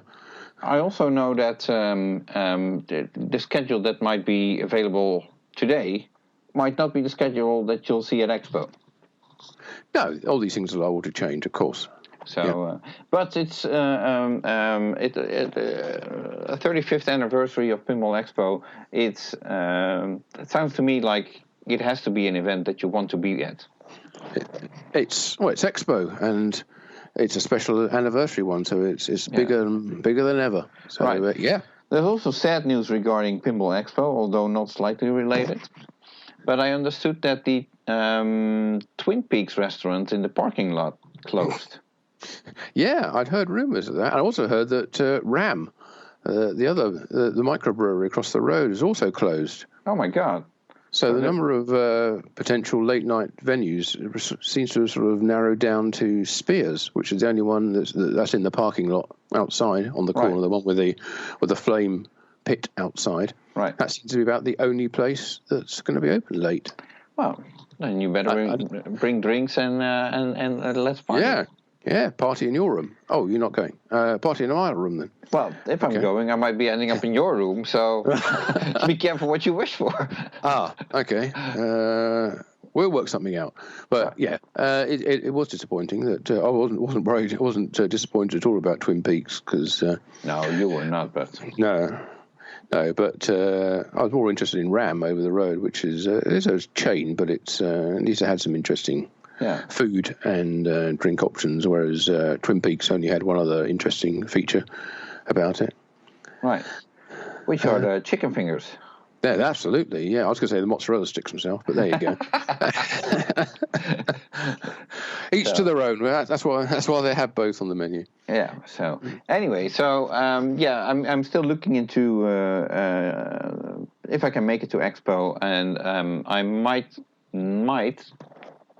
be there starting Friday afternoon. Hope it will be. I'm still looking into whether that's an option. Having the most important dance music event in the world taking place in Amsterdam, and me producing dance music, and that's sort of a place where I have to be. Especially since I will have 2 new singles out.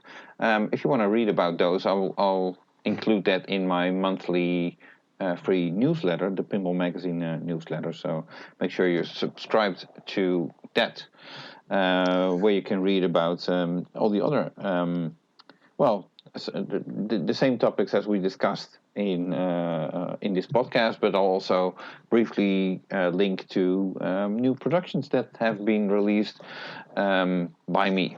So. Oh, very good.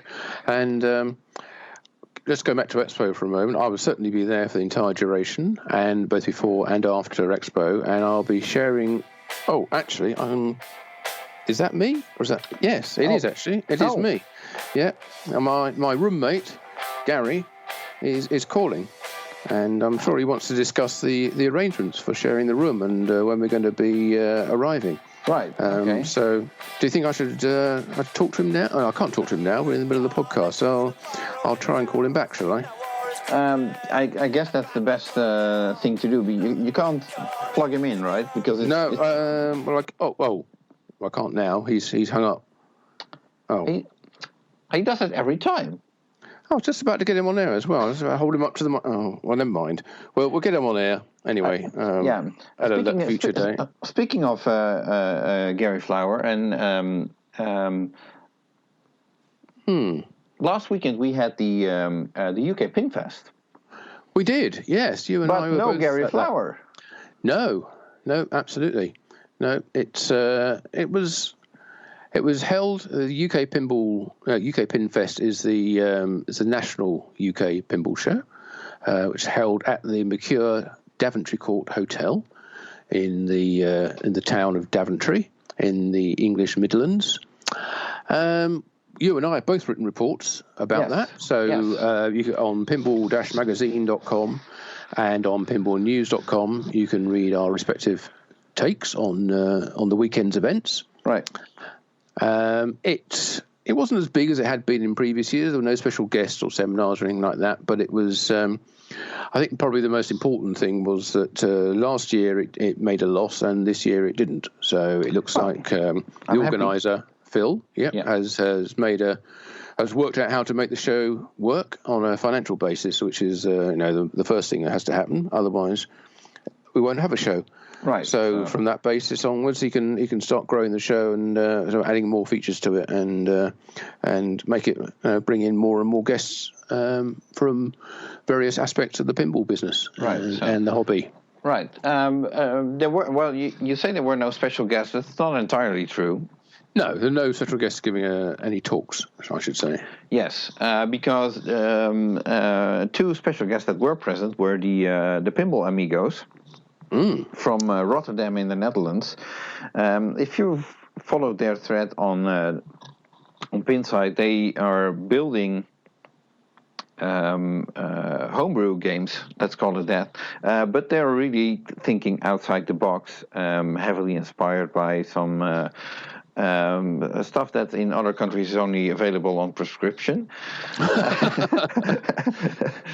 But no, they brought their Despicable Me game and the Crazy Mansion, which is turning out to be a really crazy mansion. It has aside from a back box with the two talking heads. Taken from a roadshow game. Okay. Kind of like Red Ted or Rudy. I think they're two Rudys, aren't they? No. It's a. They are Red and Ted. Yeah, Red and Ted. And but the playfield has a part that is hinged and moving up and down. It's the first game that has a smoke machine that blows smoke up the playfield. Yep. And they're just going with the wildest ideas, and these guys are. One of them is into fixing cars, and they just think of something that they want to do, and they just do it. It's very unlike any other pinball designer professionally would normally work with CAD drawings and what have you, and so on. They just take a saw and a drill, and they hammer away, and that's how they build their games. But at the same time, it's very interesting to see what they come up with so far.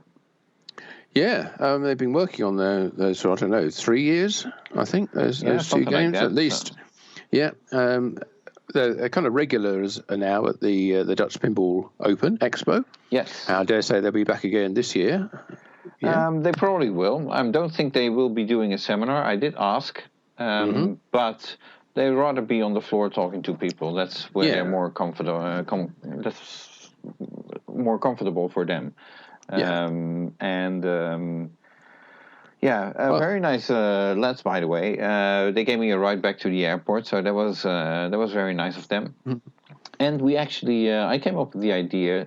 It was bloody hot, and seriously, extremely hot, weather-wise, which gave me the brilliant idea. Let's just basically, instead of going out to a restaurant, why not buy a throwaway barbecue and some meat and have a little barbecue out the back door of the hotel near the parking lot. And I asked the Pinball Amigos whether they'd be interested in that as well, and they were immediately supportive of the idea. So that's exactly what we did, and we ended up barbecuing the three of us. We had a blast. I can't say anything else. It was really, really interesting. It's also very pleasant to have actually. At the UK Pinfest, I think that's the only pinball show that actually closes down for an hour so that people can go and have a bite. Well, yes, it also gives the machines a rest, but that's a changeover period between the sort of general admission, which finishes about 6 o'clock, Right. and then there's a 7 o'clock onwards VIP session for those who bought VIP tickets. Right. So that's a more exclusive event. Although it did seem that everybody was in the hall, I think, anyway, for the VIPs, one way or the other. Right. Not that there's a huge amount else to do around the hotel, because it's in the middle of nowhere really, but it's a nice enough hotel, but it's all right. But the show was the only reason to be there, I would say, and the people who were there, and it was very interesting. And it's always with every pinball show, it's great social events. Yeah, absolutely. Yeah. And I have to give credit to Neil McRae, who hosted the Stall Ball tournaments. Amongst others, yeah. Yes. He did several.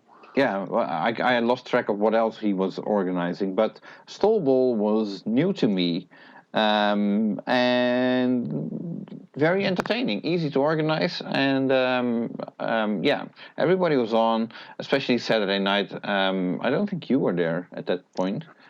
No, that's the point at which I discovered I hadn't got a room for the night. Yeah. After the hotel messed up my booking and only booked me in for Friday night. Asked you to leave, yes. Yes. Ring me up in my room and say, when are you leaving? I said, well, tomorrow. I went, no, we want you out like now. You to leave right now. Yeah. So I stopped writing my report and packed everything into a bag and got out. So I wasn't there for Saturday night. I went. I made other arrangements for the evening, right? Which I won't go into now. But no, the Stall Ball. So I didn't play Stall Ball. Yeah, Stall Ball. If you're not familiar with the concept, I wasn't either until last weekend.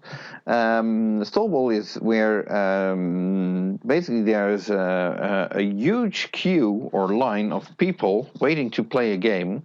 One machine. On one machine. In this case, the Shadow.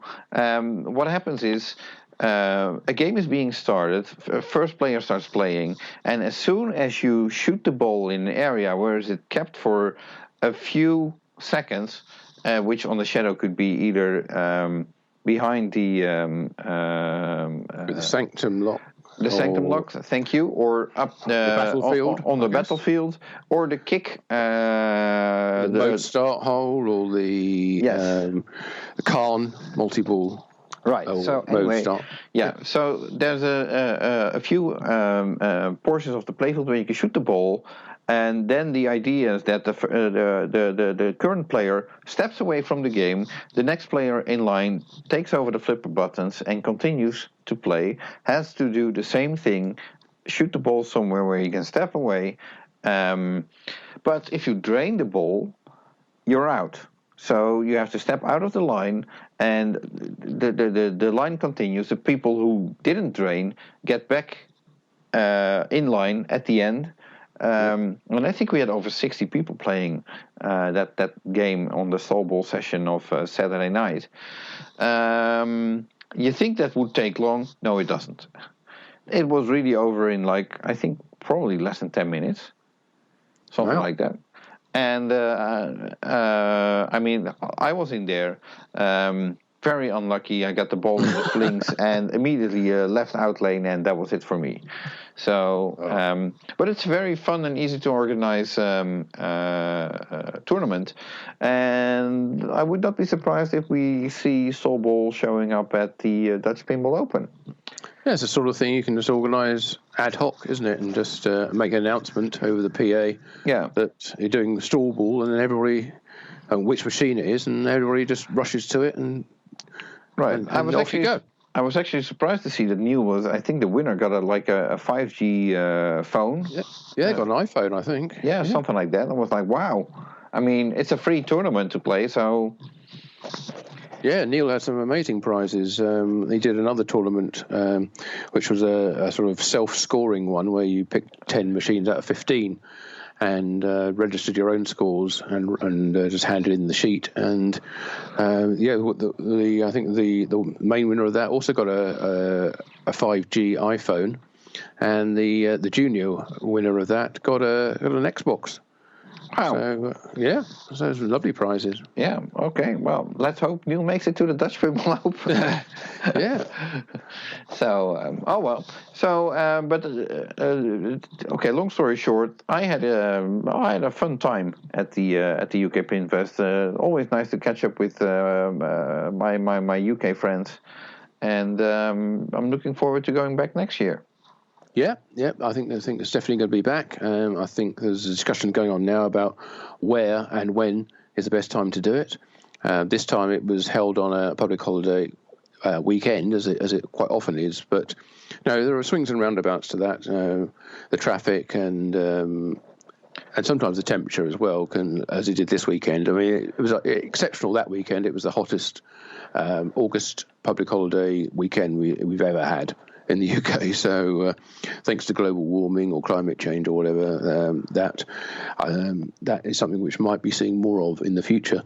But there's also the question of whether it's during school holidays, is that a good time or a bad time, and also what other shows are going on as well. So chances are it'll be back again next middle of August. Oh, sorry, middle to end of August. No, that'd be the last weekend in August, actually, won't it? In 2020, and probably back at the same location, unless anything dramatic changes, because I think it was generally deemed to be a success. Okay. That's UK Pinfest. Okay, good. So I got one more topic on my list. Go on, then. Which is actually about another podcast. Oh, my God. Yeah, I was actually surprised to see that Nate Schiffers from Coast to Coast Pinball started a new podcast series together with Roger Sharp, where if you're familiar with Roger Sharp, who is featured in depth in Pinball Magazine #1, Roger published his own book called Pinball in 1976. For that book, he did interviews with all the major manufacturers at that time. So he actually talked to people like Norm Clark, David Gottlieb, I think Harry Williams, and so on. And the good news is Roger recorded all those interviews and still has those tapes. Wow. And what Josh Sharp, Roger's son, said, like, "Well, Dad, you're sitting on a gold mine," and convinced Roger to digitize these tape recordings, and they found a podcast partner in Nate Schiffers, who is had his first episode in which they were discussing the history of these tapes, and they also included Roger's interview with Harry Williams. Wow, that's not somebody you're going to hear from too often. Exactly, especially hear from, because this might be the only audio left of Harry Williams. And they're discussing in a cafeteria Harry's role in pinball. He talks about how he invented the tilt and other things in games, and I really recommend everybody listen to this, because this has, if you're into pinball, this has great historic value. That's Coast to Coast. Yes, Coast to Coast Pinball with Nate Schiffers. So thank you, Nate, for making this series, and I'm very highly interested in seeing what other recordings are going to be published. Yeah, in the series. Yes, pretty good. Yeah. So and I'm happy to see that Nate's back. He stopped making his regular Coast to Coast Pinball podcast because he's not that much into pinball due to being very busy with his work. But he is still living in Amsterdam, and I'm happy that he picked this up. So congrats to Nate. And actually, I hope to see him this year at the Dutch Pinball Open, because he's still living in Amsterdam. So it's about time that he would make it over this time. Yeah, absolutely. So okay, well, you know what? I think we've run out of topics for this particular podcast, haven't we? Yeah, I think we covered everything. Wow. Okay, it feels like it's been quite in depth this time. Yep, like we said, even for a slow month, lots of news. Yeah. So huge thanks to Jack Guarnieri for coming on and telling us about playfields and the issues there that not just he but other companies are having there, and what Jersey Jack Pinball are doing about it. Right. So, and don't forget to keep an eye on the Pinball News Facebook pages and social media, and the Pinball Magazine social media, my personal social media, and so on, because like we mentioned earlier, we have an interview scheduled for next Monday with Barry from Dutch Pinball, and we hope to publish that early next week. So look forward to a bonus episode of the Pinball Magazine and Pinball News podcast, completely focusing on the history of Dutch Pinball, the court case, and the future plans. Yeah, absolutely. How Barry expects to get his company going, basically. I think that's what it comes down to. So make sure to keep an eye out for that as well, because I think it will be highly interesting. It will, yeah. Okay, so with that, we'll thank you very much for listening to this look back on the month of August, yep, 2019. And we will see you in the bonus podcast coming up hopefully next week. And if not then we'll see you at the end of September, looking back at that month. Right. So until then, from myself, Martin Ayab, and Jonathan Houston of Pinball Magazine, we will say goodbye and see you next time. Goodbye.